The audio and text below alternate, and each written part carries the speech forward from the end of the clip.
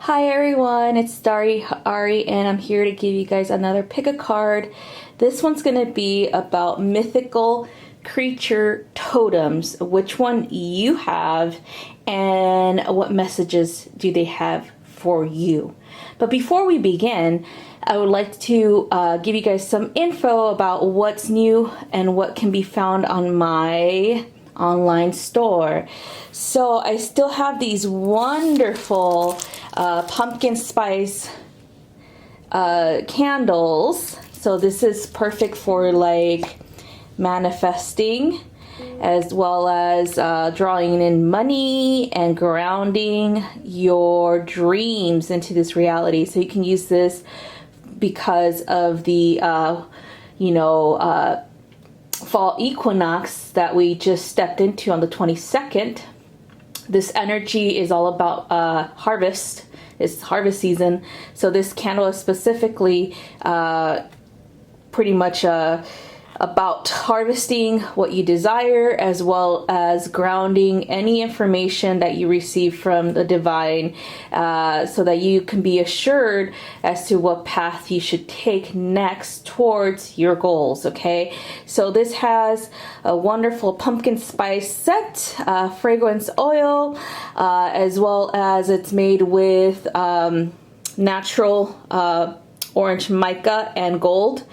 And then you have black tourmaline, and it's 8 of these because 8 is the number of infinity, and infinity brings us abundance in all sections of our lives. And then of course it's for grounding and protection of whatever it is that you're creating.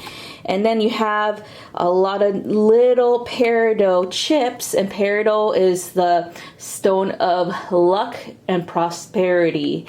So that being said, these are on my website for $15 a piece. It's a wood wick, okay? And so this is a crackling wood wick. So it's gonna even add like this beautiful ambiance to your altar or wherever you're going to use this candle. Okay, so again, $15 on my website. And the next thing I want to remind you guys of is Mystic Mondays. So Mystic Mondays happen every Monday. The times vary. I usually tell you guys ahead of time what time we're going to begin. But I'm also adding a new one. I'm adding TOLTEC Tuesdays. So TOLTEC Tuesdays is going to be specifically for energy work. Okay, so it's specifically for those who desire to purchase or to invest in the discounted energy work that I have or I have been provided during Mystic Mondays. So the reason why I'm doing this is because TOLTEC Tuesdays is all about energy work, and it's all about learning to heal the self and learning to heal others. Okay, and so that being said, some healers do need healing too, as well as upgrades for their healing work. And then those who are new to energy work, you know, this is something that you can explore too, to understand it better, so that you can tap into your own healing abilities. Okay, and also I was guided to give the weekly Aztec astrology forecast the same day as well. So on Tuesdays, you'll get the week forward energy of from Tuesday to next Tuesday. Okay, based on the Tonalpohualli information. And you know, there are a lot of apps out there that are supposedly based on that, but this particular calculation is based on the way I was taught. We don't skip days. We go based on the actual calendar. Okay, and so you might have people who skip days, but that is, again, they're being led to do that. But honestly, if you do it based on the calendar, this is a similar energy as what's going on with the transits for Western astrology. Okay, so anyway, we're gonna do that for Tuesdays from now on, and it's gonna start for next Tuesday at 8 p.m. Central Standard Time, US, which is 6 p.m. Pacific, 7 p.m. Mountain, and then we have it at 9 p.m. Eastern in US time. Okay, if you guys don't know your own based on global time, then I do recommend you Googling Googling it or looking it up on your smartphone, because the smartphone actually has the time app on it, okay? So that's what we're going to do for Tuesdays. And so Mystic Mondays are still going to be a free card reading. And then I do have 2 offerings as well for Mystic Mondays, is guaranteed 1 card reading, which is going to be $8. And that's going to put you on my priority list, and also a 3-card galactic guidance for the week. So we pulled 3 cards for your week, okay, ahead. So what you need to prepare for and what you're going to be facing the week ahead, okay? So that's what I have for Mystic Mondays. And then we're going to talk about lunar cycles too, lunar transits and things like that, what's going on, where we're at with the moon cycles, because it's very important for us to understand the lunar cycles so that we can work with the divine feminine as well as the work with lunar magic, okay? So anyway, that's all I have for you guys. So we're going to go ahead and start our reading, okay? So from left to right and top to bottom, we have number 1, number 2, number 3, number 4, number 5, 6, 7, 8, 9, 10, 11, 12, 13, 14, and 15. So we have 15 today, okay? There's actually a lot more in this deck that I'll probably be doing a second one of these so that you guys can all look at the different mythical creatures that are pretty much in every ancient civilization globally, okay? So you guys can get familiar with that, okay? And this has a lot to do with past lives as well, okay? So it's like a complement to a past life. Any type of information that you receive regarding what mythical creature you need to work with today or you need to acknowledge today has a lot to do with your past life and bringing that knowledge back to this lifetime, okay?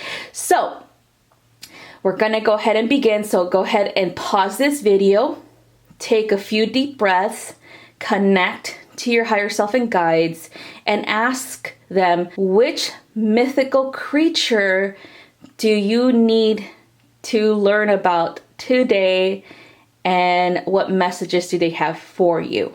All right, so let's go ahead and begin. All right, if you chose number 1, you chose Amut. So Amit or Amimite, okay, that's a different types of wording for Amut. So she was a mythological Egyptian creature that was feared by the ancient Egyptians, who used to call on her to devour the devourer of the dead. Okay, so the eater of souls. She is a combination of crocodile, lion, and hippopotamus. Okay, so these are kind of like what they find there in Egypt. So she was 3 animals combined because they were considered the most dangerous to mankind. Okay, so they were also considered man-eaters at the time, or they're still considered man-eaters now, because think about it, a lion. They don't have a problem with going after, an easy target. The same thing with a crocodile, and the same thing with a hippo, okay? So that being said, the Egyptian, in their legend, Mut would be the one of the guardians of the underworld, okay? So she used to be the one that would actually allow you to either move on into the afterlife or be judged and devoured, okay? It really did depend on the weight of your soul based on the feather that she is holding, okay? So if your soul weighed heavier than the feather that she's holding, then she would in turn devour you, okay? All right, so Amut was not actually an evil being. She was simply she simply served a purpose, okay? So she was the enforcer of the divine law, okay? And was put in place by the gods. So Egyptians did believe that if a person died, their soul entered a place called the Hall of the Two Truths, okay? That's where she resided, where they would meet the goddess Ma'at, and who is the goddess of justice. And then, of course, they would also meet Thoth, the god of wisdom, and of course, Mut, all right? So the Egyptians believed that the heart was the organ that contained the soul.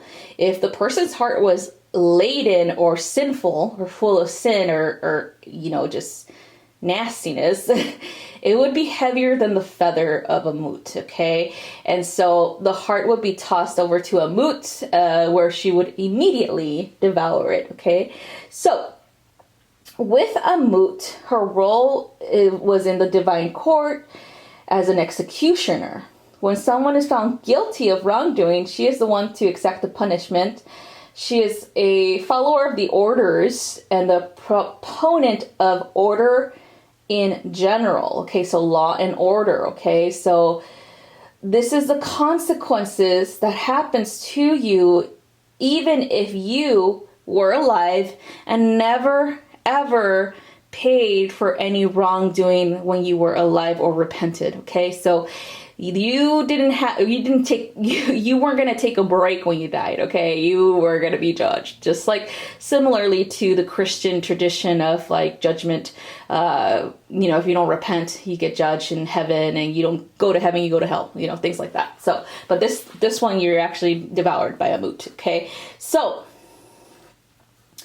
anyway, her message to you is real life in the mortal world is not the court of the gods, okay? Injustices always happen. So this card indicates a need to right the wrongs in your life. Put an end to a chaotic cycle, a cycle of pain and suffering. It could also mean that somebody is being wrongly accused, or that there's actual cause of wrongdoing on your behalf that needs to be brought to light. So it could be one or two things. It could be that you are being wronged or you are doing wrong, okay? So it's up to you to really assess that, all right? A Mut is someone who will judge you based on that. All right.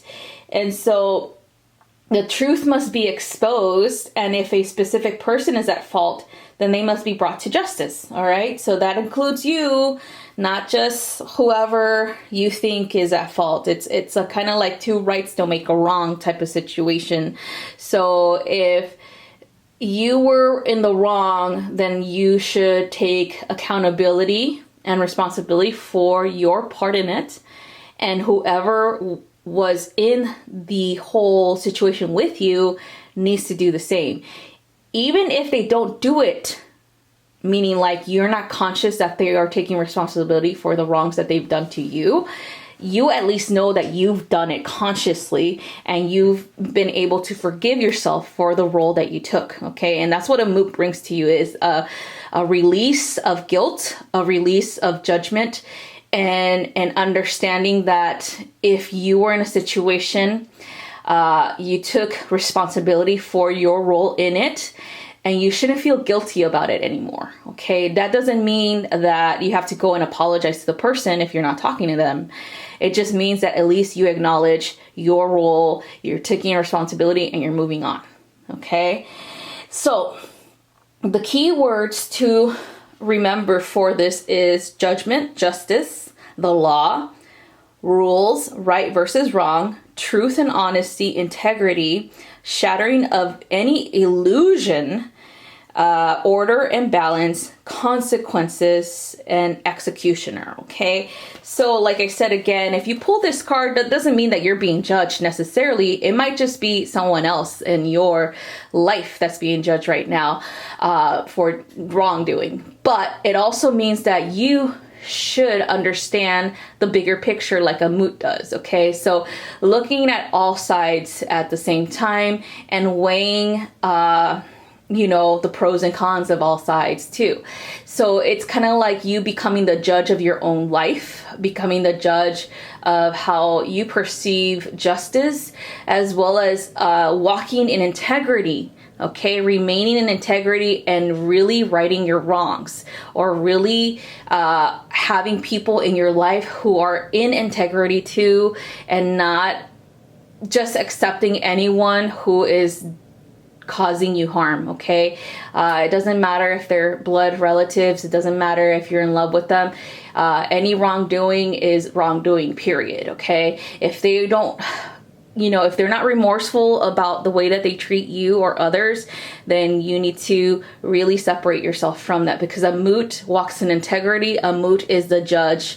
A moot is the executioner, and that energy cannot be persuaded to ignore these things. Okay, so another thing I want to talk to you guys about, whoever chose a moot, there seems to be a connection to Ma'at, the goddess of justice, with this one. Okay, so there's going to be a possibility that you were once a priestess of Ma'at, possibly you know, being in charge of a community, sentencing or judging others in a lawful way. And there's a possibility that you are more inclined to move in this way in this lifetime too. Maybe you pursue, you know, law enforcement, or maybe you pursue, you know, the justice system. Maybe you want to be a judge eventually, or even a lawyer or an attorney, you know, things like that, or even a activist, but not the extreme, of course, because like I said, Ma'at, Ma'at is the goddess of justice, but Amut is her executioner. So it's all about knowing everything, okay? Not going to the extremes when it comes to these things is definitely walking the very thin line of balance and justice, okay?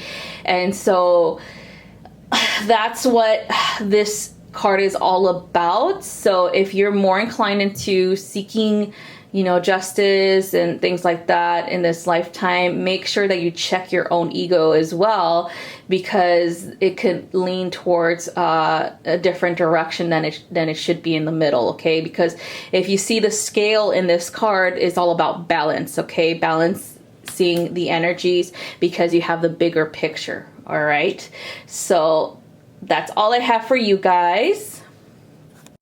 All right, this one's for card number 2. So if you chose card number 2, you chose the centaur. So the centaur is a mythological creature from Greek mythology. Okay, so that's where it originated from, but it also has moved through Western ancient world. So different countries claim centaurs, or the history of it as well. So this is a half beast, half man, or half horse, half man. And this is kind of like in early mythology, all centaurs were male, okay? Female centaurs only appeared in like the later tales. In general, centaurs are stereotyped as being highly brutal and an extremely low tolerance for alcohol. So it's kind of like they get drunk easily. But they are also notorious for abducting human females for mating purposes. Like every other legend, I swear, like in Greek mythology, there's always like a centaur trying to abduct like the heroine in the story. So yeah.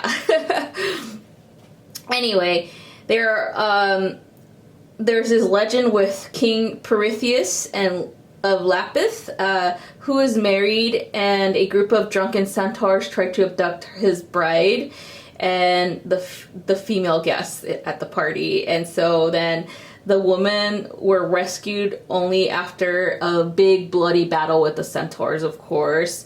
And of course you have the most famous centaur mythology, who was an exceptionally civilized and compassionate centaur, so very different from the others centaurs, and this was Chiron, and you hear this word Chiron in astrology as well.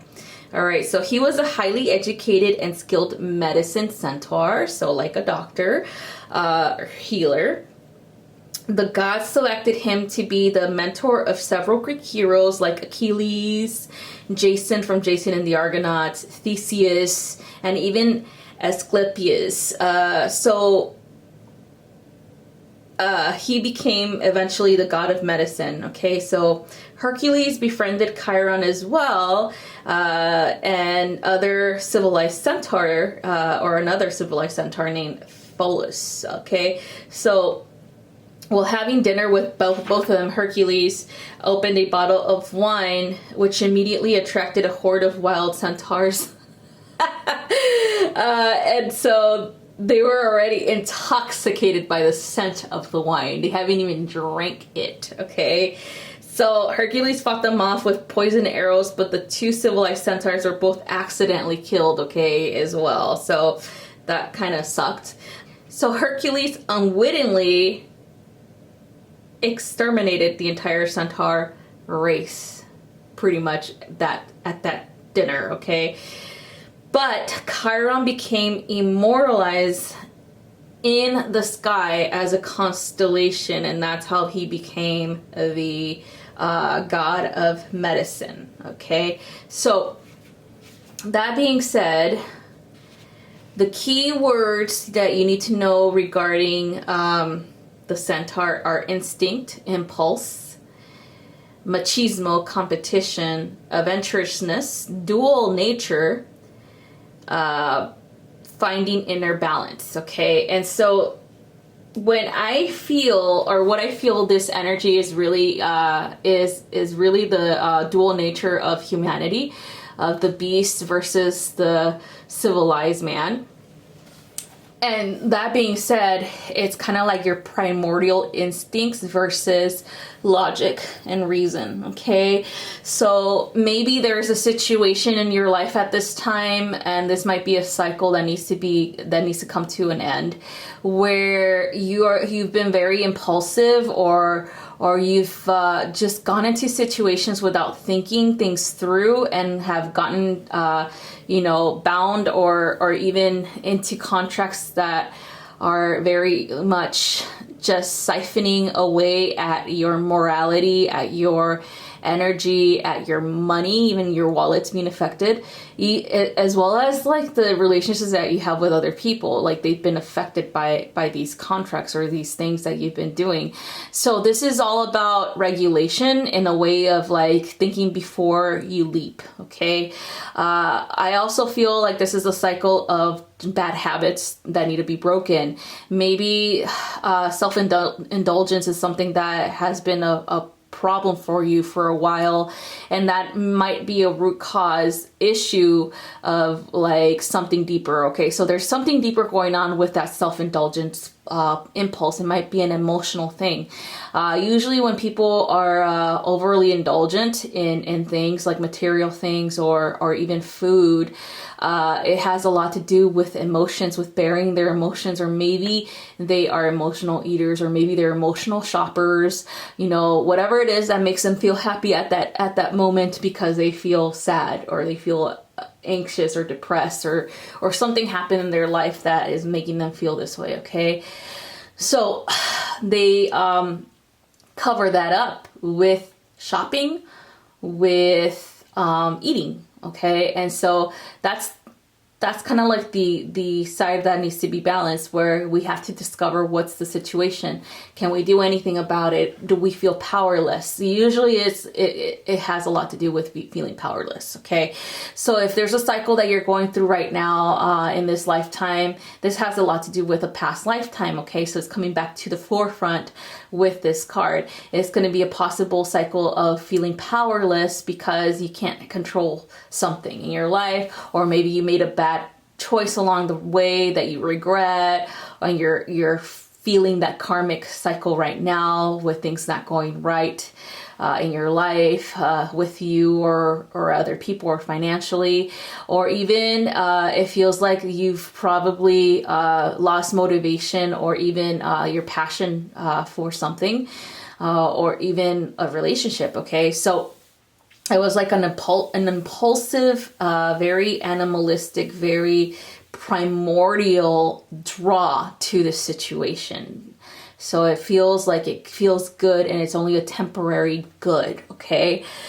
So another thing about this card that I'm picking up is the healer, okay? So the healer always comes into situations like this, all right? The healer always seems to have a rough patch or some type of rough cycle that needs to be conquered, okay? And so that being said, there's a possibility that you are a healer too, and the way that you're going about things is based on not having enough or feeling you don't have enough, okay? You're not being supported, or you're not in control or empowered, okay? And so you got to discover where that's coming from. Did it come from childhood? Was it something you learned or a situation that you saw in your life at one point in time that you felt that you had to continue the path because of what's going on with your family, you know, things like that. So it's all about self-discovery and introspective issues with this card. Also about regulation, okay? And making sure you're balancing everything in your life.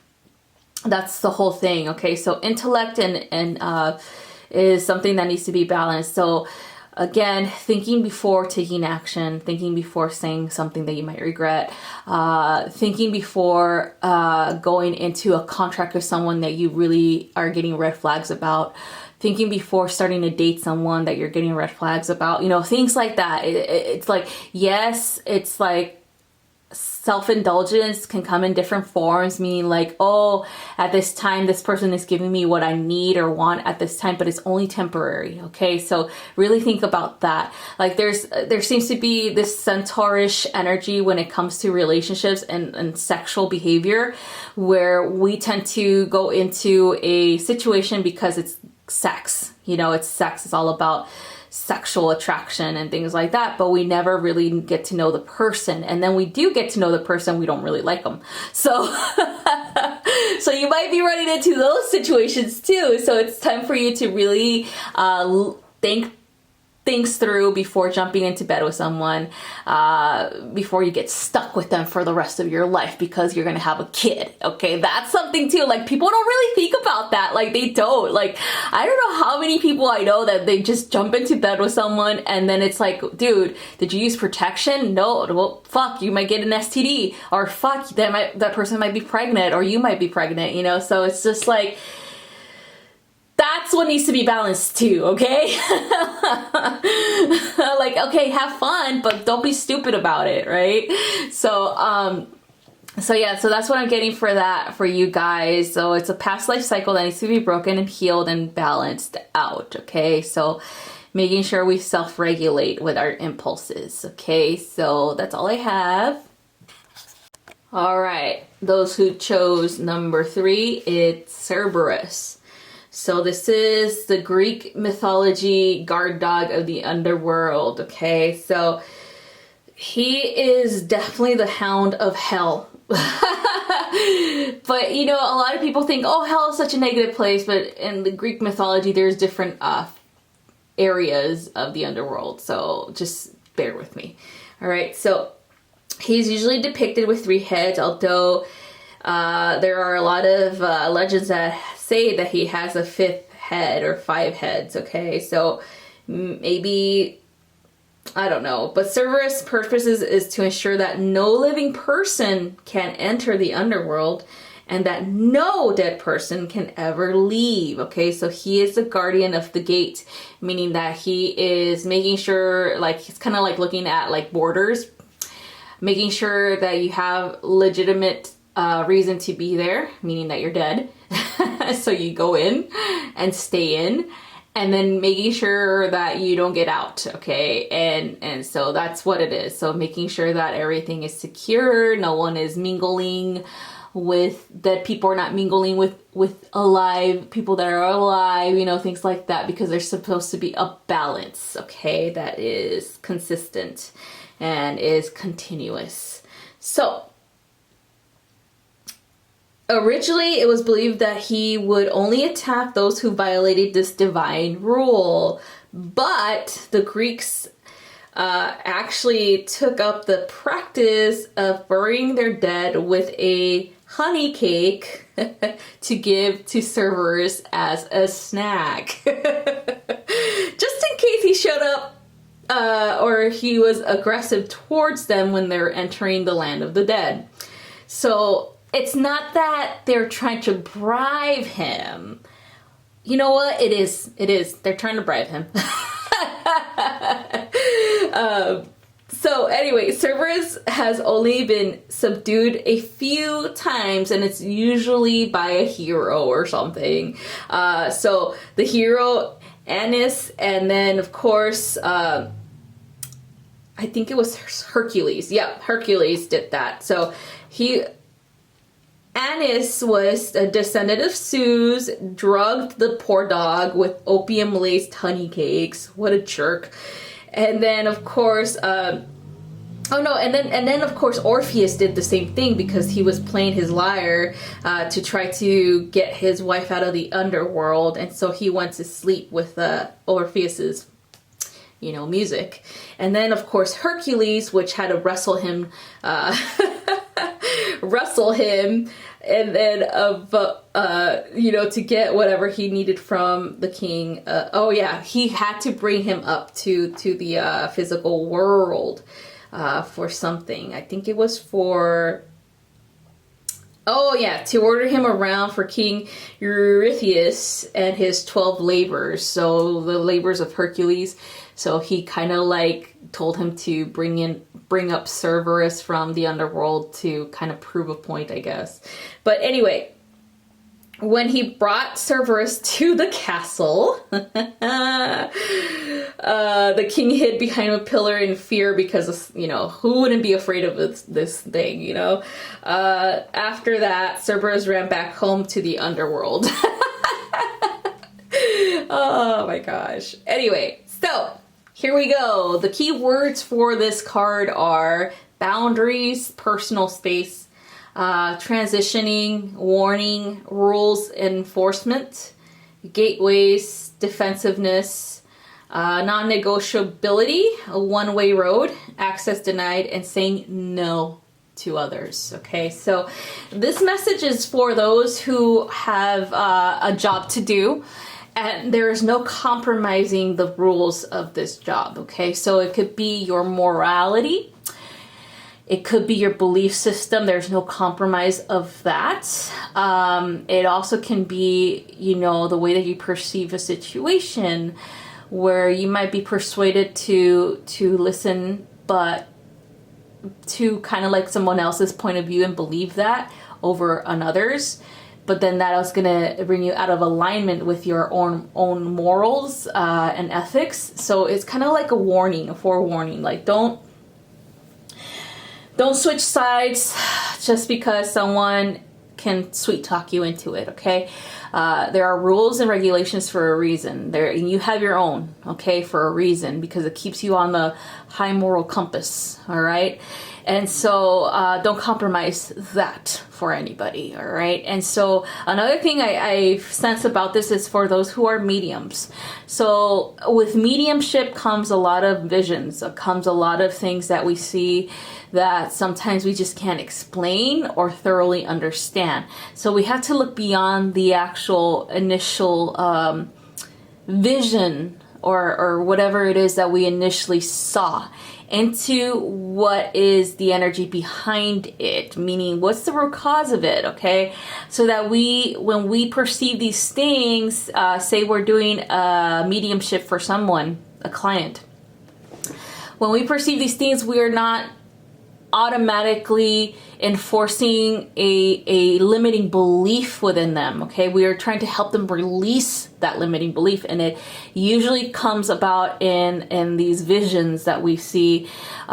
Usually when we see visions like that, it is either a limiting belief that it belongs to the client or it belongs to us, okay? And we have to explore that. We have to go beyond our initial vision of it and actually ask questions, okay? So that we don't give wrong information.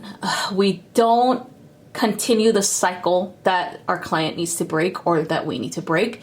And we don't harm anyone with any type of negative energy, okay? So That being said, another thing that I feel is those people who are portal keepers or guardians, kind of like those who work with transitioning people from life to death. This has to do with you guys too, where there's a lot of people who might be nurses who are around people who are about to pass, and they usually are there to comfort them and take care of them while they pass. So it'll be like a hospice nurse or someone who works in a hospital trying to help people with that transition. Okay, it could also be energy healers. There's some that actually work through with transitioning people to the afterlife through ceremony, or it could be people who go into spaces and open portals to clear and help the spirits there transition. Okay, so if you are inclined to doing that, or possibly you've been someone who has been asked to do this in many different situations, then this card is for you, because Cerberus is your ally in this. Okay, he'll help you with this. And that being said, it could also be people like that are in the capacity of like possibly like priests, and any type of religious priests that give prayer when it's a burial or something like that. So it's all of that. Okay, so that's usually the people who Cerberus works with. Okay, so that's what it is. So make sure that you guys work with him when it comes to these things. And also be mindful of yourself. Make sure that you stick to your guns and don't compromise your morality or your belief system for anybody else. All right, so that's all I have for you guys. Bye-bye. All right, so if you pick number 4, you pick the Chimera. So this is usually a description of any creature who is mixed with 3 or more creatures, but in ancient Greek mythology, it is this depiction, okay, of the lion, the goat, and the snake. All right, so they are best known to be females. So if you can see, the lion has teats right there. If you could see that. So this is always depicted as a male lion with teats, all right, and of course a snake for a tail, and then on the back it has a she-goat. All right, but anyway, in modern day artists usually give the Chimera 3 heads side by side. All right, if you've seen that before, then you know what I'm talking about, and wings as well. But that is not how the ancient Greeks described the Chimera. All right, so anyway, this creature is a fire breather. She is the offspring of 2 monstrous demigods, the Echidna and Typhon. And so formidable that she was considered virtually invincible. All right. So according to the Iliad,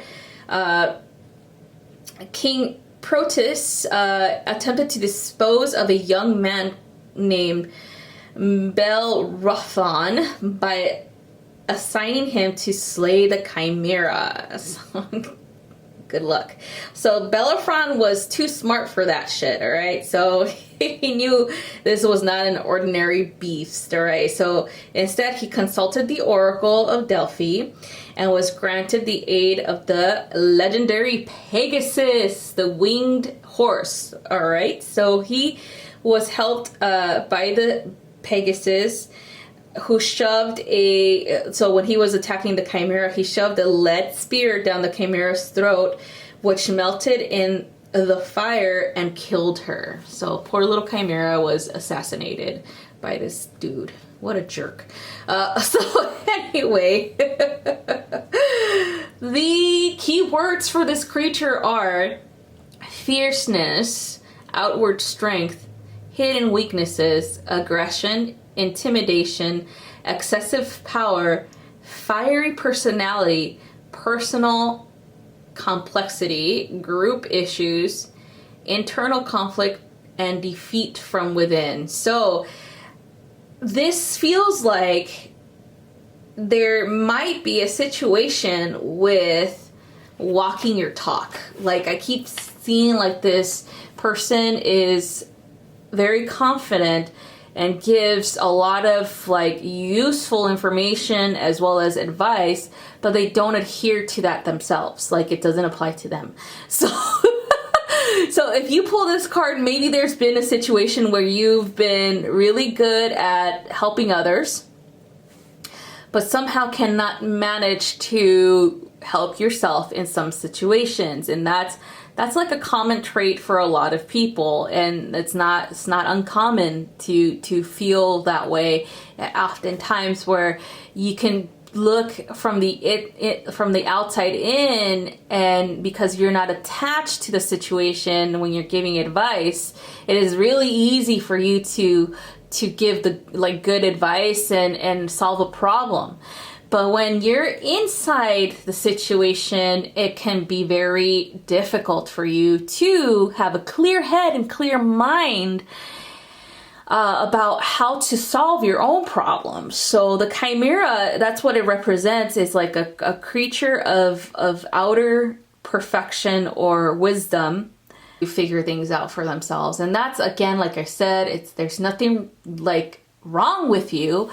It is common across the board with every single human that we are faced with similar situations at one point in our lives. Okay, I have been faced with that too, so don't get offended or anything like that. It just seems that now is the time for you to recognize this. Okay, recognize this cycle and figure it out. Okay, so really sit with yourself and figure things out. Like, especially when it's coming to like, it has like I keep hearing situations of the heart in particular, that it does become a little bit difficult. Okay, so in order for you to, it's not that you're avoiding heartache or loss or regret or anything like that. It's more like you're preparing yourself because you're finally acknowledging there's something wrong. Okay, you're finally really seeking a resolution before things get out of hand, type of thing. Okay, so that's like the situations with the heart space are always very tricky and difficult because we are invested with our heart, our love for someone, that we might ignore certain signs. We might not want to be confrontational because we might offend, or we are confrontational and offensive, and we just don't know how to react a different way because we're driven by emotion, because the situation is very much an emotional thing. And so in this cycle to be broken, you have to be like the strong chimera, without, I wouldn't say without weakness, but with showing of what really is happening, like internal struggle, what's really happening with you, and really divulging that information to someone that's, that you trust. And especially if it's an outsider looking in, they can probably give you better insight, okay, than whoever your situation is with, okay, whatever issue you have with someone at this time, okay. So take the proper steps for this. If you really want this person to remain in your life and you really don't want to be scarred or hurt by them, or vice versa, you don't want to scar or hurt them too, then you guys need to find a mediator for this to be discussed, or finally sit down and have a discussion that needs to probably needed to be done a while ago. But anyway, I feel like this is definitely the dynamic that the cycle is bringing forth to you, and the chimera will assist you with that in discussion, but also understanding, okay, that everyone has their weaknesses. Not everyone's perfect. Sometimes we over exaggerate or we overreact. Trust me, all of us do. But it's time for us to sit down and really get things done. Okay, really, really thoroughly understand one another. All right, so that's all I have for you guys, and I'll see you guys next time. All right, if you chose number 5, you chose the Western Dragon. So This dragon is perhaps the most enduring of all mythical creatures. Like, every single person knows what a dragon looks like, and usually it's a Western dragon. Okay, of course there is the Asian dragon, but a high majority of us usually see a dragon like this. Okay, so that being said, the beginning of the origin of this monster was actually a sea monster in the Near East, like Babylonian era. And then it became a Hebrew Leviathan. And then it moved into the ancient Greek as a sea serpent or python. In one Norse mythology, it was Fanir, a giant venomous serpent slayed by Sigurd. So in general, a lot of mythology has come to be about this serpent. Okay, so it's originally a serpent, a sea serpent, and then moves on. The further west it goes, it starts to change. Okay, so we're going into like the German folklore now. So this one was the dragon, and it was a lindworm or worm.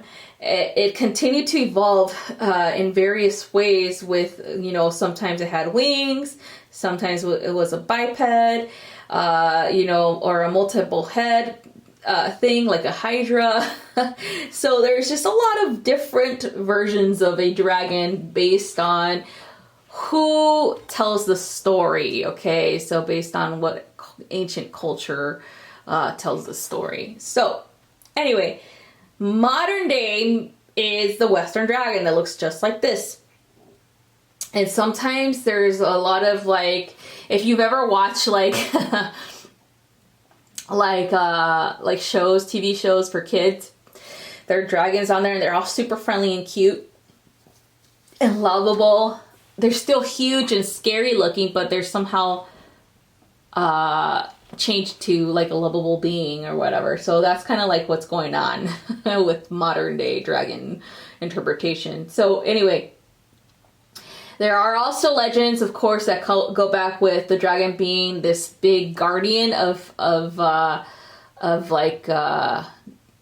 treasure, where people are trying to take the treasure of the dragon, and so they go into the dragon's lair and try to slay it in order for them to recover the dragon's treasure. So there's also a legend about dragons taking treasure from kingdoms, such as the treasure represents, or the treasure is represented by a damsel in distress, so like a princess, and then they take it and hide it in their cave, and then the freaking knight hero has to make a journey to save the damsel in distress or princess, blah blah blah. So there's a lot of legends with dragons, but this one in particular, there seems to be an energy of mysticism, as well as conflict. So the keywords for this one is conflict, obstacle, struggle, challenge, battle, confrontation, disruption, setbacks, rite of passage,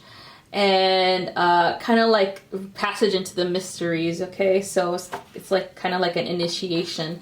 So what I'm gathering for this one, it's an initiation in particular with a past life. Like, you're gonna have to really dive into this one because there's a lot of information, a lot of wisdom that's retained in this past life that has to do with dragons, that is coming to the forefront for you. Okay, so this guide, this totem dragon, is going to show you how to overcome any obstacles that are perceived by you, like any type of limitation that you placed on yourself regarding your intuition or your power, your true power and potential to create the life that you desire here, as well as the magic that you have within. And then to uncover the mysteries of who you are as a soul, or where you've been. So past life regression will be an option for you, as well as working with your dragon directly, where you ask him, because he is the guardian of the wisdom that is within you. So you ask him to, open up the gate to that, to give you information and insight to that wisdom. And it could be as a form of a gift, something that he or she manifests that has a lot to do with like a possible role that you took a long time ago. But it has a lot to do with learning like the secrets of manifesting, as well as magic, and of course just the secrets of creator, you know, him herself, and working with like mystical or, you know, like little trinkets and tools. Okay, so divination tools and things like that. So this is like your beginning, or you're being told to remember who you are, and remember your power, remember your psychic abilities. So this is kind of like an initiation onto the path of a spiritual ascension, okay? And so that being said, take the time to connect to your dragon totem and seek what they need to tell you at this time, okay? Because that is definitely something personal. And you'll get a lot of insight if you do this, okay? It doesn't just happen in one day. Some people are very gifted where it just happens that the information is connected right away.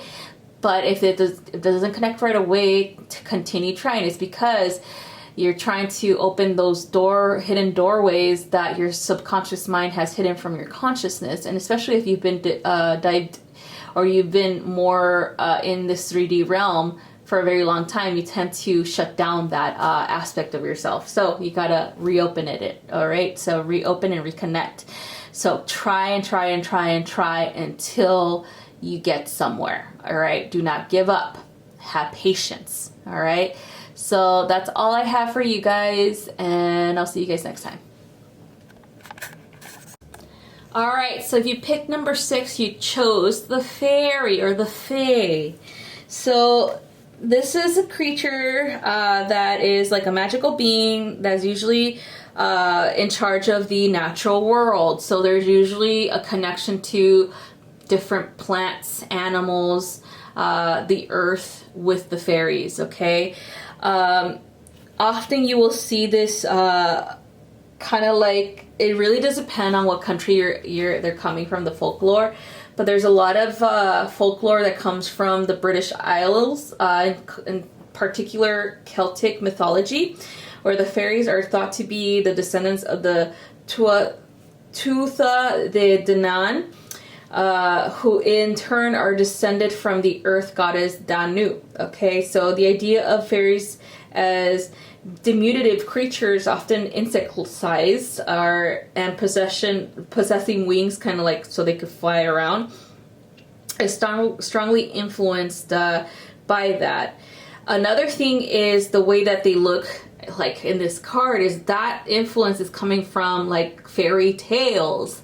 So coming from like the Brothers Grimm, or from J.M. Barrie's Peter Pan, those stories, okay? Where they look all youthful and cute and pretty and then like magical, you know, things like that.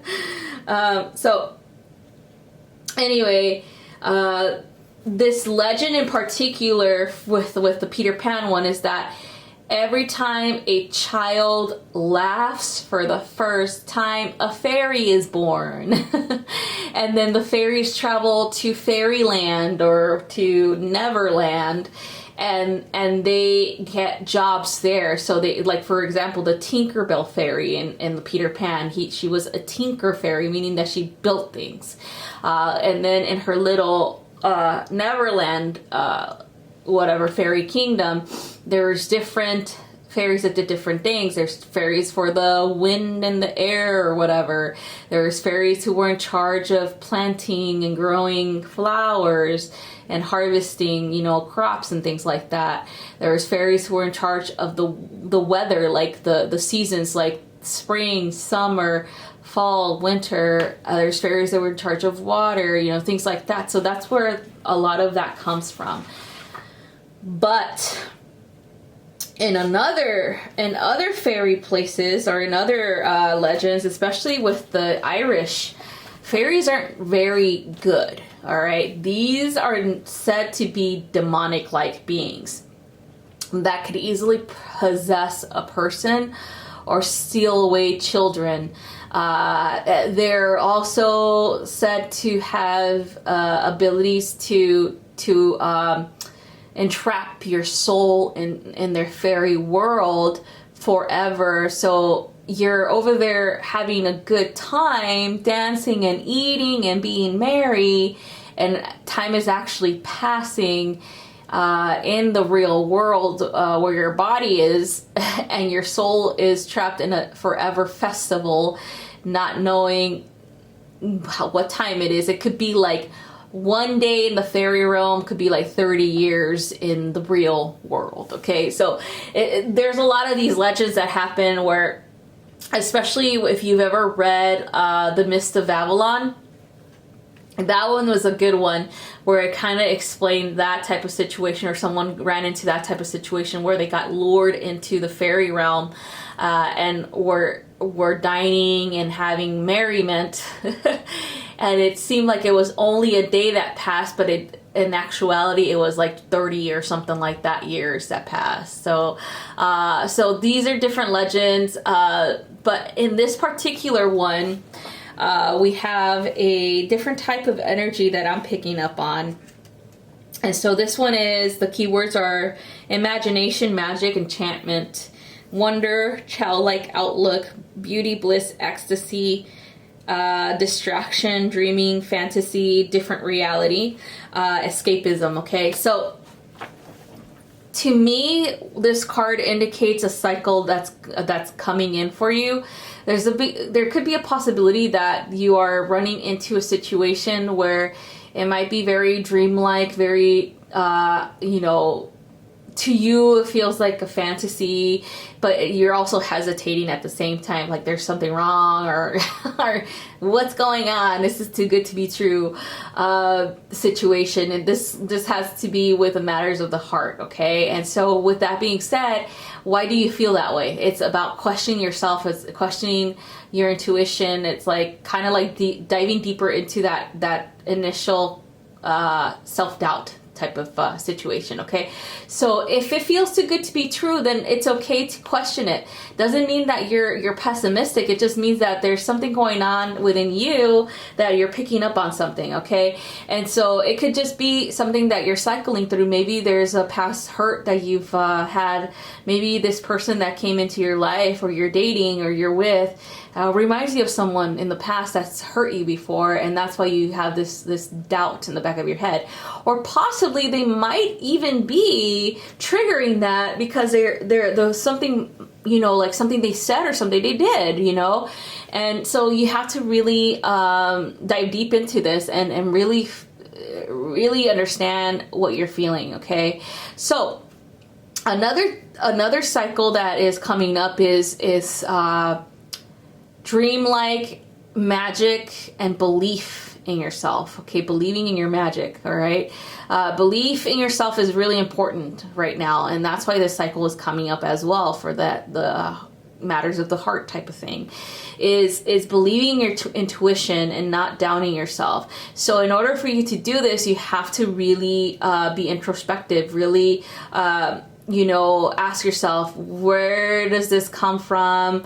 Why does this feel familiar? My intuition says everything is okay, but the back of my mind says it's not, things like that. So there might be a actual disconnection between your intuition or your heart and your mind. Okay, so there's going to be a heart and mind issue here. Okay, maybe your heart is all full in, but your mind has some doubts because, again, there seems to be something that's getting in the way. There seems to be a thought pattern that is making you feel this way. So you got to explore that. All right. So again, believing your magic is believing in how you can recover from things. Okay, how you can heal things that make you feel doubtful about your intuition, about yourself. Okay, and so so the fairies will help you with that, with a sense of empowerment as well as healing. Okay,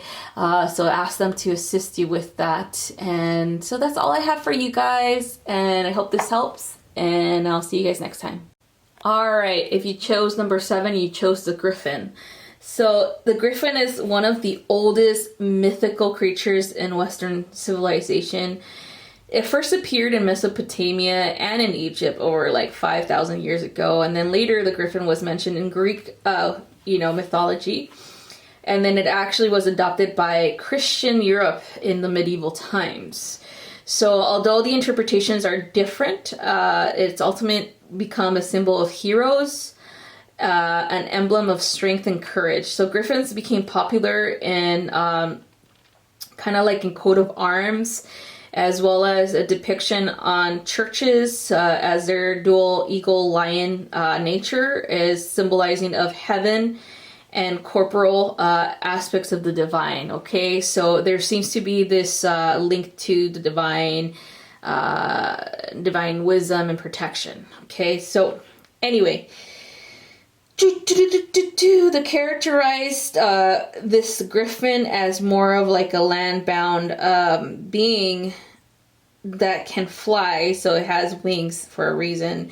But they usually are known to dig up gold and jewelry or jewels and use these materials to build their nests. So it's kind of like they go hunting for gemstones and say like jewels and things like that, and they build their nests with them.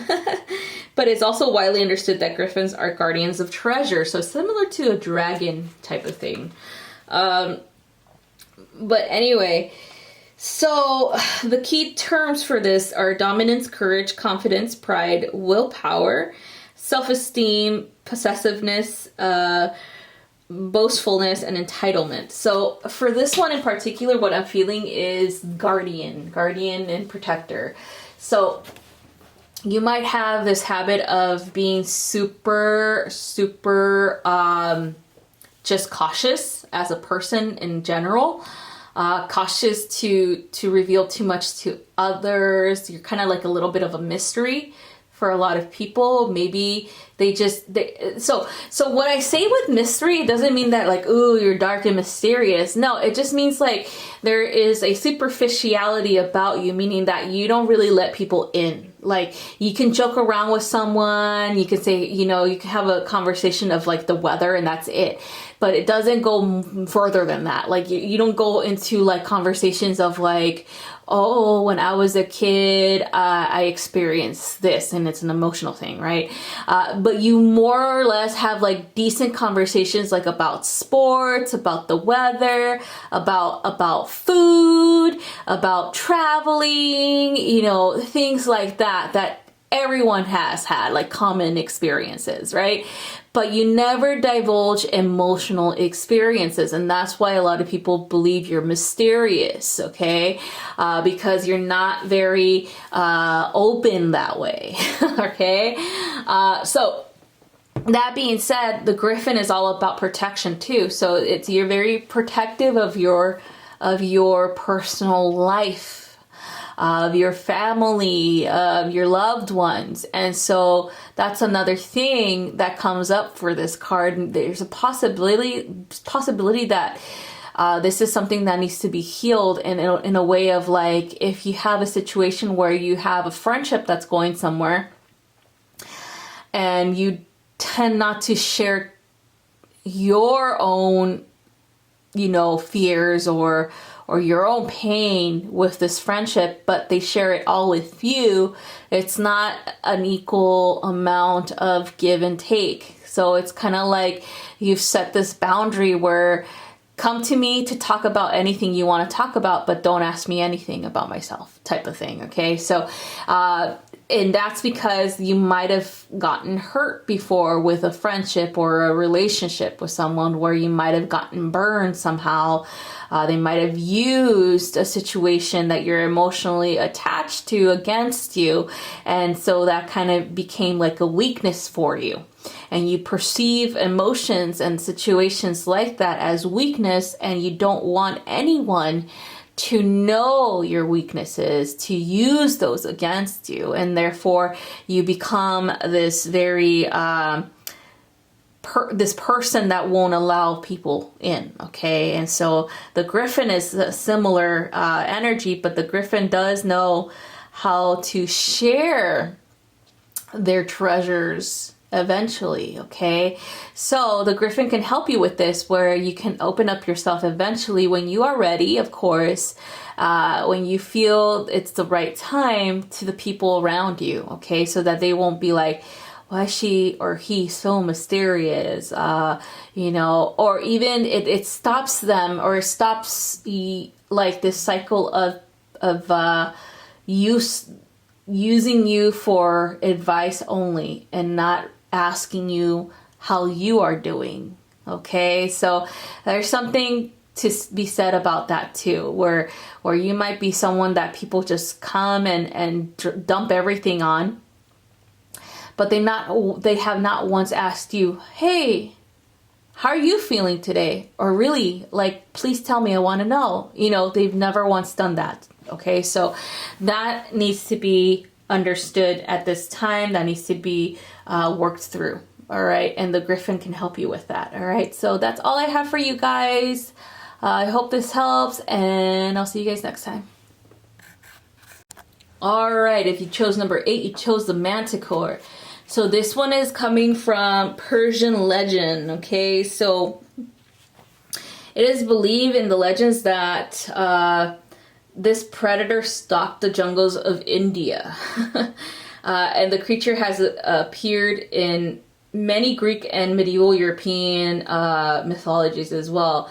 So anyway, in churches, and to be specific, they signify the prophecy of doomsday. And then, of course, in modern day, artists will sometimes give this creature horns or wings, even though in the legends and the writings of the Persian people, they didn't have any of those features. They look just like this drawing right here. So apparently the Manticore is like the actual word means man-eater, and it could swallow its victims whole without spilling any blood. It also has a human head and multiple rows of sharp teeth, kind of like shark teeth. And its voice is super loud, kind of like a trumpet, like the trumpet of war, like you know that it's coming. And so another thing about it is that it's considered in Persian legend to be the fastest animal on earth, meaning that it can really, like, it might be like miles away, but it can get to you quickly. Okay, it could just appear to you right away. And so anyway, it has a barbed tail, and so it uses the barbed tail to kill its prey. So it shoots these needles from its tail, and it's really accurate and precise. And at the same time, the tail will grow a new needle on it as well. Okay, so it regenerates easily. So it was believed that the beast was to blame when someone would go missing in the jungle, or missing period. Like, that is what they believed. So anyway, the keywords for the Manticore: skillfulness, thoroughness, precision, swiftness, perfectionism, careful calculation, reaping, and cutting a tie. Okay, so what I'm feeling with this one, it is definitely about thoroughness when it comes to projects, as well as cutting ties with dead weight. Okay, so this means like getting rid of, say you're working on a project and you're doing this on your own, and there's a situation that comes up that might be kind of like in the way. Maybe there is a financier that you're going through, and they're taking a while to finance your project. So then you're just like sitting there waiting and waiting. You can't move forward with your project unless you get it financed. So the dead weight is the financier that is not moving at the pace that you want them to move. Maybe you've been waiting for them for over the time limit, and you're just like, you know what, I'm just gonna go and explore my options. So that's what the Manticore will help you with. Exploring your options is not just sitting there waiting for someone to come give you a hand. All right, so when it comes to this project, you have to explore your options. You have to seek other helpful people, not just rely on one person because you think that they're safe or you're being told, oh, this is the person that you need to talk to, things like that. All right. So it's moving on. It's about movement forward as well. All right. And cutting the dead weight. So cutting out anybody who is gonna be a hindrance to your progression. All right. So another thing that I'm feeling for this creature that is going to assist you with is with relationships with other people, especially with friendships, like social friendships and things like that, where it feels like you're on a different path than someone in your life, and it's no longer parallel. It used to be parallel, but now it's like you're a little bit different. Your wiring is different than the other person. But the other person still wants to remain the same, doing the same things, hanging out in the same places, you know, things like that. And you're like, no, let's go exploring. Let's expand our mind. Let's expand our circle, you know, things like that. But they're like, no. So it feels like it's time for you to have like either a conversation with them and let them know, hey, like, I really want you to come with me to the top where I'm headed.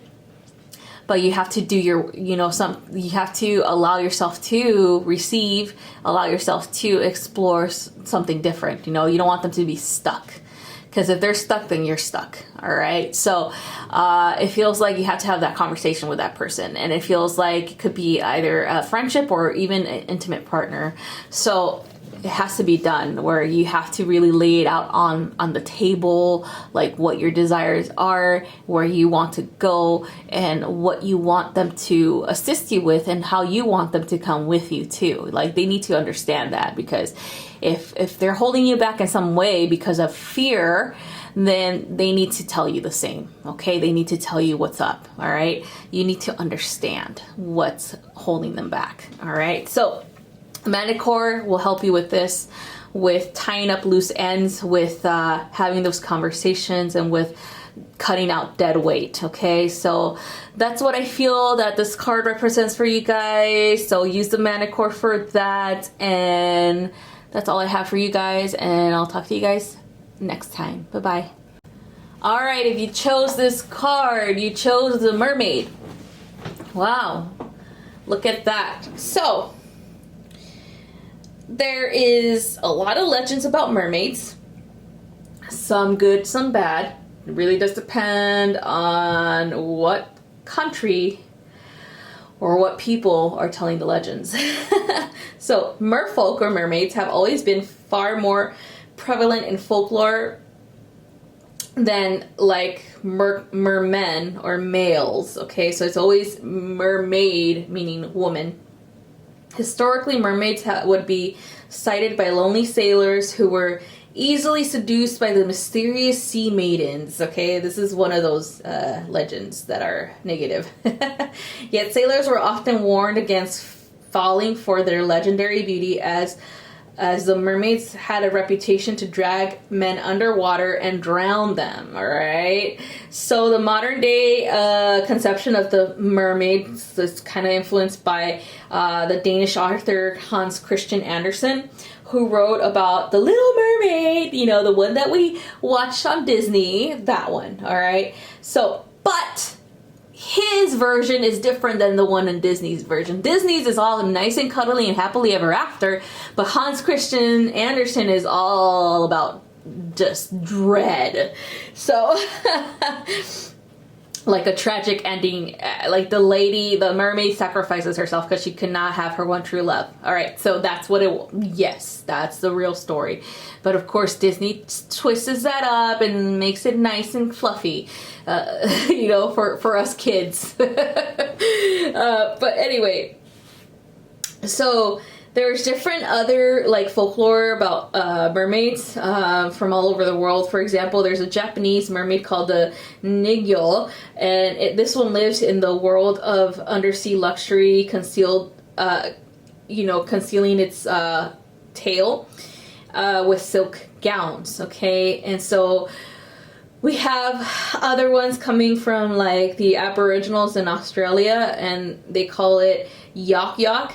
And this one is a freshwater dweller, and it has magical abilities to make women fertile, okay? So bring babies and stuff. So then we have, of course, in West Africa, which is Mami Wata, and it is all about, apparently it's energy or magic that is materialistic, manipulative, and deceptive. And then we have another African one, which is Jengu from Cameroon, and this one is more benevolent, okay? So there's a lot of water goddesses that are portrayed as mermaids, and there's a lot of them that are kind of like represent the magic of the ocean to cleanse and purify, as well as to give like wishes or whatever, like your wish, your desires, and things like that. So it's kind of like when you remember the Disney movie with the Little Mermaid and Ursula, where she granted like she was the witch of the sea, and she granted wishes, but there was always a catch. So this is what those legends are usually portrayed as. There's always something that you have to give to the witch, sea creature, mermaid, in order for you to have what you want, okay? But this one in particular is about feminine and emotions. It's like, I feel like it's a deep energy with it has to do with your intuition and emotion. So a lot of people are very much connected to their intuition and emotions, but sometimes they tend to get a little bit carried away with that, meaning that they are confused whether or not the emotions that they're feeling are actually their own, okay? So that's where you run into this obstacle or this cycle that you need to remedy. So for the mermaid in particular, because she's half woman, half fish, there is a dual nature to her, but there's also a balance, okay? So if you're having trouble with balancing your emotions and your intellect, where you become overwhelmed with your surroundings, or possibly you've stepped into this very codependent type of energy, where you are feeling other people's emotions and taking them in and thinking it's your own and acting towards those emotions, meaning that if somebody's in a bad mood and you're in a good mood and all of a sudden you are absorbing their energy, then you become in a bad mood, in a shitty mood too, and have a bad attitude just like that person. Then that's when you have to really take a step back and really analyze what's yours. Okay, so the mermaid can help you with that, where they'll help you disconnect. Doesn't mean that you're like completely disconnected, because the heart space is always connected. It just means that you're disconnected from the bad habits, the negative energies of others, okay? You're not taking that in anymore. So a good thing for you to do is take a little bit of a break, okay? Like, so that you can gather your thoughts, gather your emotions, really analyze what's yours, really analyze what isn't yours, and then really thoroughly analyze the situation for what it is, okay? So again, it feels like you might have been falling into a cycle of overly like emotional reactions to things that are probably not even you normally, and it's probably you're picking up something from someone else, like you're not behaving like yourself, put it that way. And so it's time for you to take a little breather, take a little break, and just heal that, okay? Cleanse and clear, purify your emotional energy, purify yourself. And a mermaid can help you with that, okay? Through the water energy. It's definitely very cleansing and healing, okay? So that's all I have for you guys. I hope this helps, and I'll see you guys some other time. Bye-bye. All right, if you guys chose number 10, you chose Pegasus, the winged horse. So in legend, and this is usually Greek mythology, Pegasus was Medusa's son. So he was sired by Poseidon as well, all right? So we all know the legend of Medusa and Poseidon. It was a raunchy, jerk-like asshole legend, all right? Like I feel for her, all right? I feel for her. But anyway, so this is how it happened. It didn't happen in a natural way, all right? So this is what happened. Pegasus showed up, or was born a natural way, because he came into the world by springing from her blood after she was slain by Perseus. So Pegasus was born fully grown and sporting a fresh pair of awesome, majestic, magnificent wings, all right? He flew to the mystical mountain of Helicon, home of the divine nymphs known as the Muses, all right? On this mountain, he stamped his hoof on the ground and magically produced a flowing spring. So he's super magical. The spring became known as Hippocrene and is the source of poetic inspiration. So that's where the muse thing comes in, right? So later, Pegasus was tamed by Athena, the goddess of war and wisdom, and eventually a young hero, Bellerophon, prayed to Athena and got assistance to use the Pegasus to defeat the Chimera. Okay, so this energy, the key words for this is triumph, ascension, freedom, liberation, allies, sidekick, assistance, heroism, virtuous battle, earn rewards, and attainment of goals. So this one feels like it's definitely all about attaining goals, but also rewards. So I feel like Pegasus in this energy will assist you with that, where you're gonna be able to triumph over any limiting belief that you might have regarding achieving your goals in this lifetime, especially when it comes to like success in pursuing something that you might feel intimidated by at this time. So that heroism energy is going to push you to it. Okay, you're going to be like, okay, I really can do this with the assistance of others. So it feels like that social energy or assistance of others is going to benefit you as well. So if you have a plan to create something and it actually requires other people to make this work, then start going out and socializing, start networking, start marketing this, because someone out there is definitely going to want to help with it, okay? Don't be afraid. Don't be intimidated. Don't feel like, oh, there's no way this is going to work, things like that. Make sure you surround yourself with people who are positive, who really see your vision and are really going to be supportive of it, okay? And the Pegasus energy is that. It's a supportive energy. It has a supportive role to take with you, okay? So it can take you anywhere you want to go as long as you ask it, okay? So that's where that sidekick energy comes from, okay? That's your little psychic, your Pegasus. All right, so you can accomplish anything as long as you have support and as long as you have people who are going to be motivating you towards whatever it is that you want to attain, okay? So another thing about this energy is belief in self too, okay? Believe in yourself because of the heroism energy too, where you have to really take a chance on yourself, take a risk on sharing what it is that you want to create with others.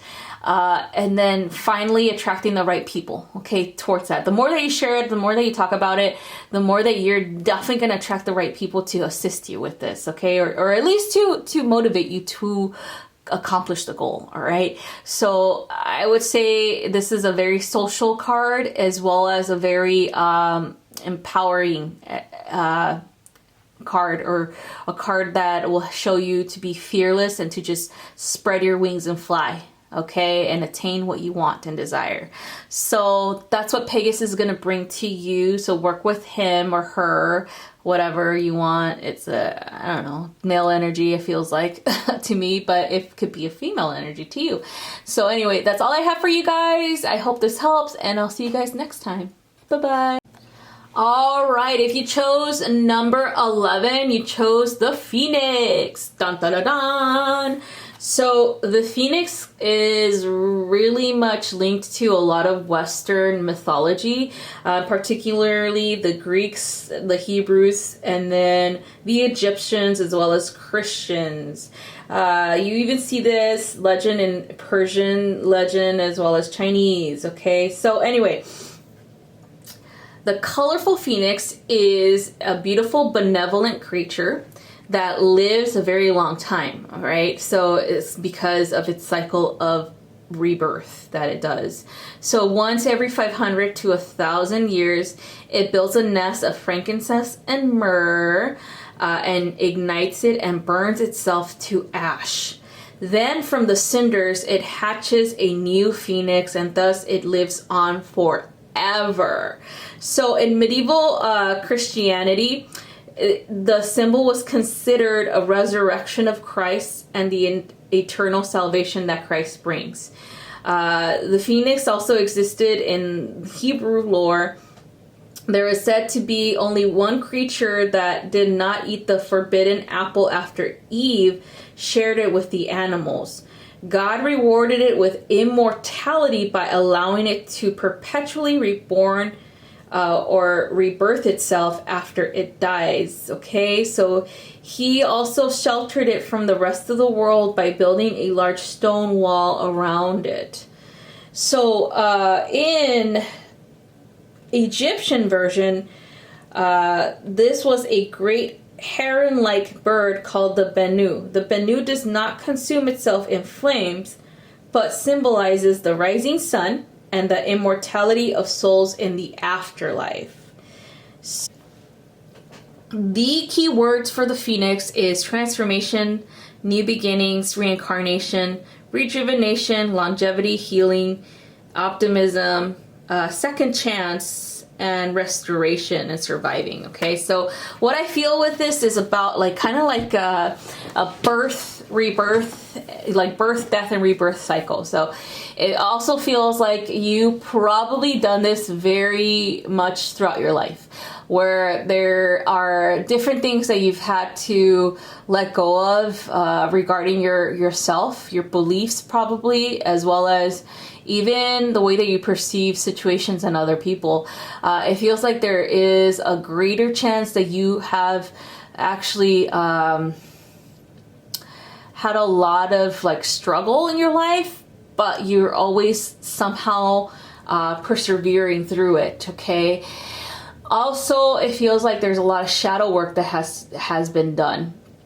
Where death happens and then rebirth comes in. So it's like a lot of like the shamanic path where I practice is shadow work is through death and rebirth.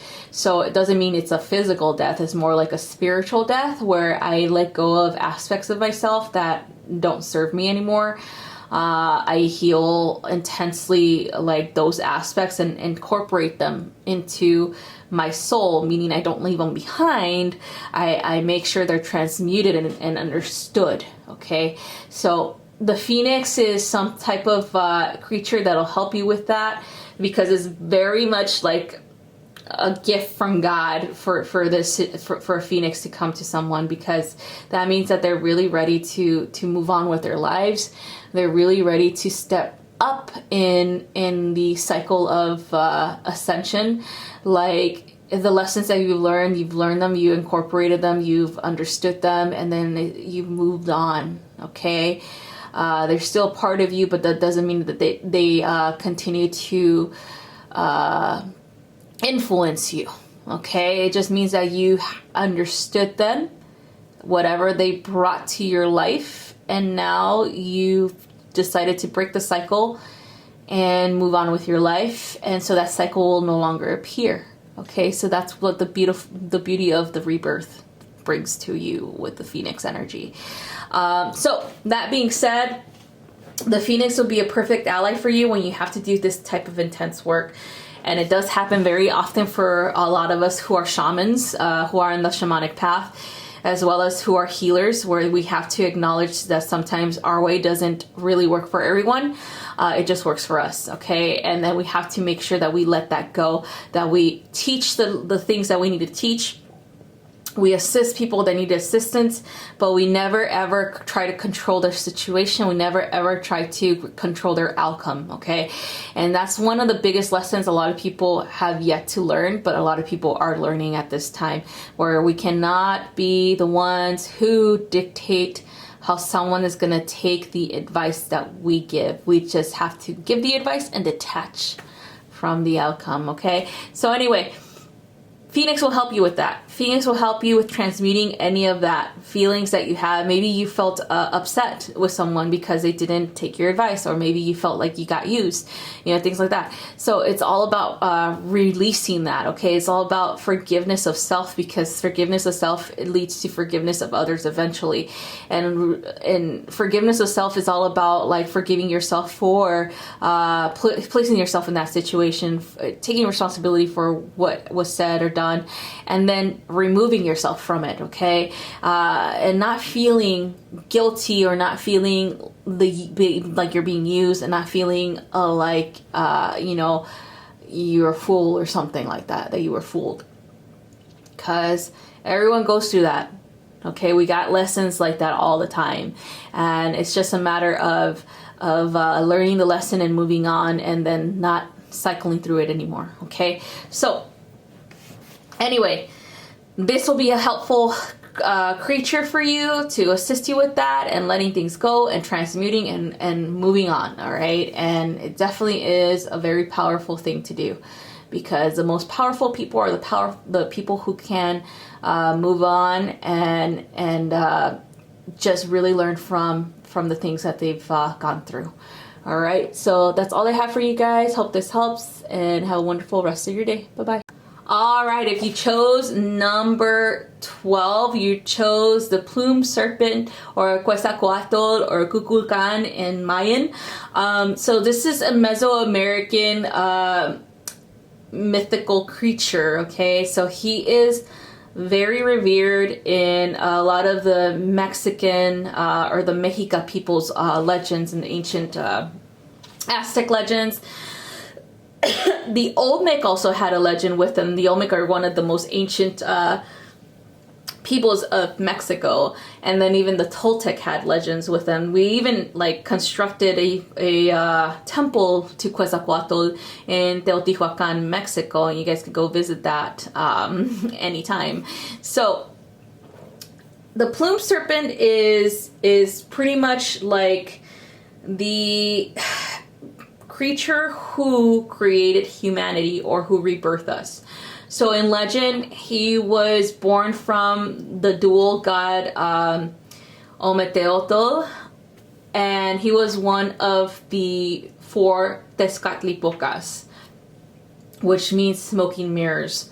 He was the white Tezcatlipoca, or the white smoking mirror, who brought humanity back to creation by asking his parents if he can do that.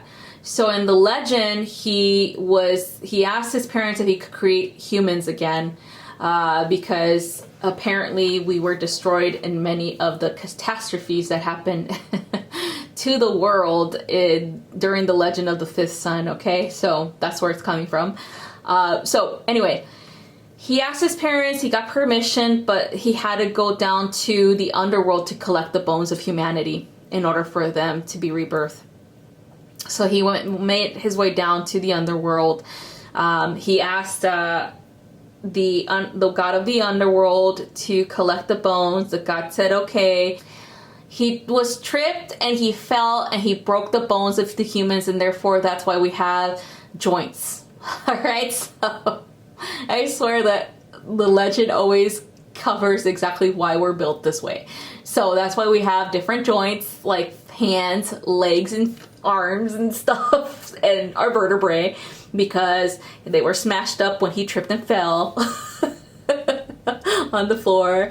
So anyway, he brought back humanity, and with his blood, as well as with his brothers. Like there is said that the other Tezcatlipocas, his other brothers, helped with regenerating humanity. Okay, so anyway, he is supposed to be the bringer of wisdom.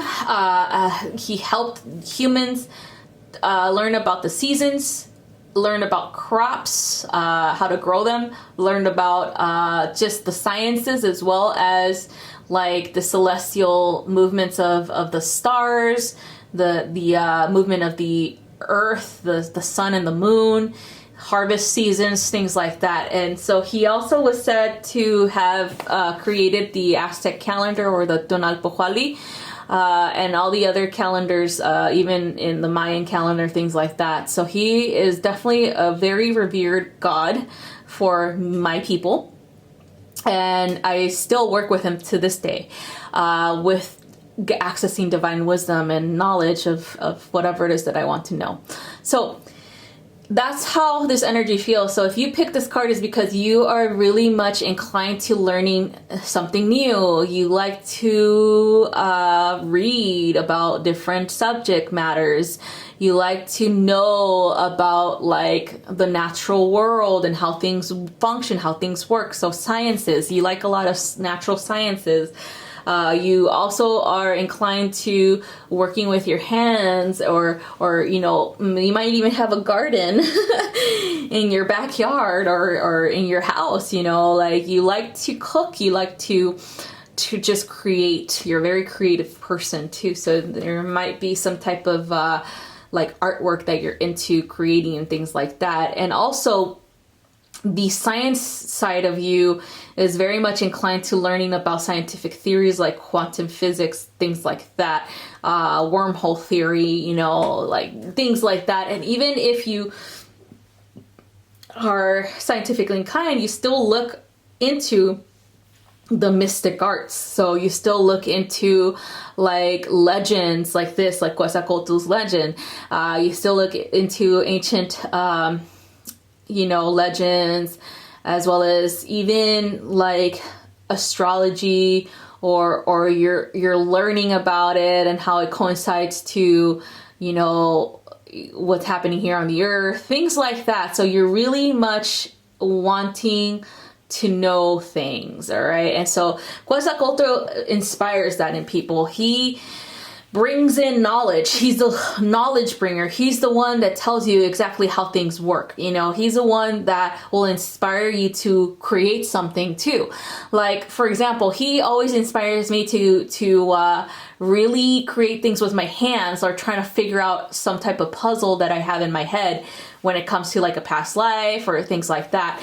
So he really does inspire these things in you, and so that you can really find your highest potential and really find your niche in life. Okay, so he will even help you with your path. Like if you're going through a cycle where you're not really sure where you're supposed to travel or what you're supposed to do in this life, then Quetzalcoatl can help you with that path, with lighting the road for you, giving you inspiration to try something new. Maybe that trying that new thing can become a passion for you, and it can ignite something within you, a familiarity of wanting to do that for the rest of your life. So he is definitely the god of inspiration, knowledge, and divine wisdom, as well as the sciences. So if you are in that cycle right now where you just don't know what to do, ask for his assistance. Or if you want to explore different things, then ask for him to lead you on to new things to explore, you know, so you can gain more knowledge on it.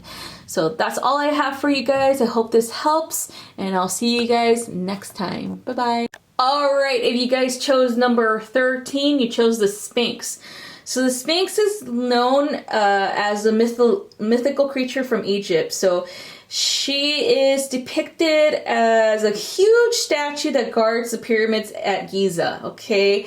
And then, so this construction usually happened between 2000 and 2500 BC with the pharaoh Khafra. I think they do say that there's a statue within the Sphinx, so I don't know if it's true or not, but it does feel like there's more layers to the Sphinx statue than we even know. So anyway, the Egyptians built other statues of sphinxes, usually bearing the heads of different pharaohs and deities. So you remember the legend says, or actually the ancient Egyptians believed that the pharaohs were divine. They're real gods in the physical form, things like that, or descendant of them. So just remember that. All right, so anyway, statues of similar creatures were also found in ancient Babylonian temples. The sphinxes were called lamassu. So these actually had wings in the man's head and a female lion's body. They were usually depicted standing up and acting as guardians to an entryway or to a tomb. And so they also had they were also guarding a temple, and that's the same thing that you see in Egypt, somebody guarding a temple or a tomb, or the Sphinx. So the ancient Greeks adopted the Sphinx into their mythology after they made contact with the Egyptians, but their versions is a little bit different. Their versions is a female who has wings and is a guardian of the temples of like the different gods. Okay, but in the Greeks version, the Sphinx is a cruel monster who would tell you a riddle, and if you answered incorrectly, it will kill you. All right, so it's kind of like you had to solve their riddle in order for you to pass through a passageway or something that they were guarding. Okay, so anyway, the key words for this being is silence, secrets, mysteries, wisdom, occult knowledge, intuition, patience, introspective, and transcendency. So that being said, if you chose this Sphinx, there seems to be a cycle of wanting to learn something about yourself or possibly exploring the occult. There seems to be a hesitation, though, about that because of possible legends or some type of like curse legend that you might have heard or that you believe in or you might have been told about when you were a kid. Maybe you were raised in a different belief system than the things that you're trying to explore, and that kind of brings you into that, oh my God, is this safe type of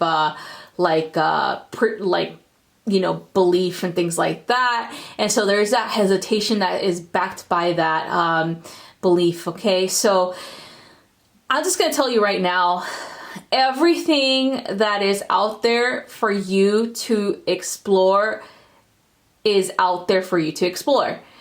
It is up to you to explore it thoroughly without hesitation.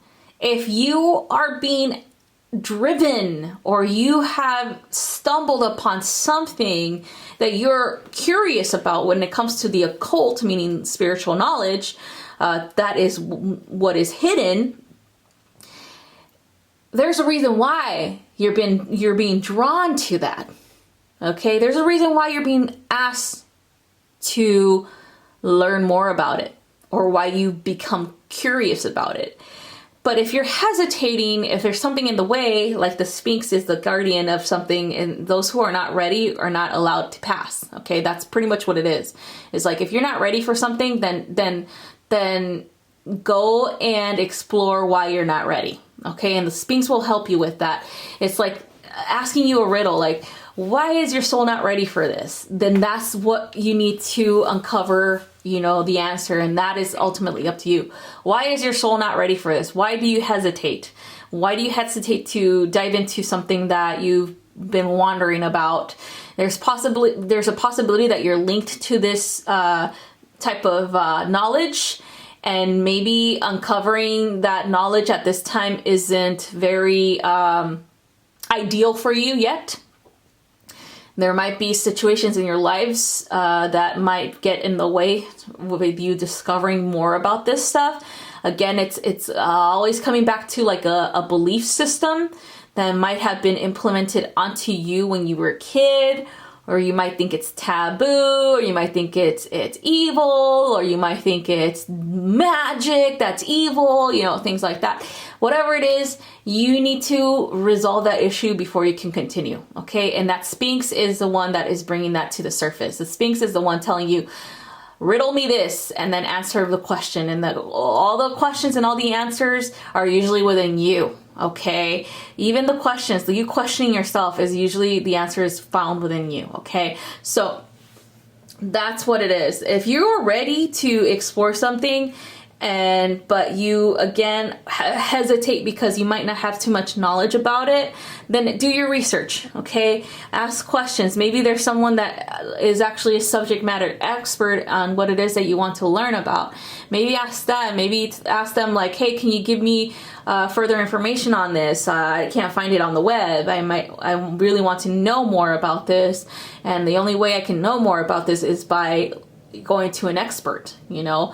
And so that can be a good thing to do, is find information from someone who has been there and done it, has the certificate, has the knowledge, okay? So that's all I have for you guys. Hope this helps, and I'll see you guys next time. Bye-bye. All right, if you chose number 14, you chose the Thunderbird. So there are very different versions on the Thunderbird in different Native American cultures. But ultimately, the Thunderbird comes from the Native American tribes, okay? They're legends. So Thunderbirds vary in appearance, demeanor, and lifestyle as well. But all of them can be agreed that they're all majestic beings that are generally eagle-like in appearance, but are much larger than the or like ordinary eagle. So they're like huge. There's some legends that say that Thunderbirds might have been pterodactyls, but who knows? I think they're eagles. I think they're large eagles. I don't know if you guys ever watched The Lord of the Rings, but I think it was the where they were the final one. I think it was, I forgot what it's called, but anyway, those two eagles that Gandalf has that come to rescue the hobbits. That's how I look at, or how I perceive a Thunderbird, but they're actually like lightning energy. And like they're gray blue to me, at least. So anyway, because I sound like kind of similar to what you're seeing on the picture, but to me they're more cloudy like. Anyway, so the keywords for this is accomplishment, earned status, leadership, prestige, charisma, integrity, experience, seniority, worthiness, influence over your surroundings, skillfulness, and strength. So this is kind of like the path of I guess the path of the warrior in so many ways, as well as the path of the sacred wise man and wise woman, where you have been tested and you have been taught the secrets, you know, of the other realms, and now you have to really guard that information from others who are not ready for it. So it feels like there's definitely a sense of empowered energy, but also protectiveness and guardian energy. So this could be someone who has been initiated into shamanism, for example, like myself, or who has been initiated into some type of healing art, or some type of wise, like medicine man, medicine woman type of path, or even the warrior, the path of the warrior in the way of like the protector of their tribe, the protector of their people.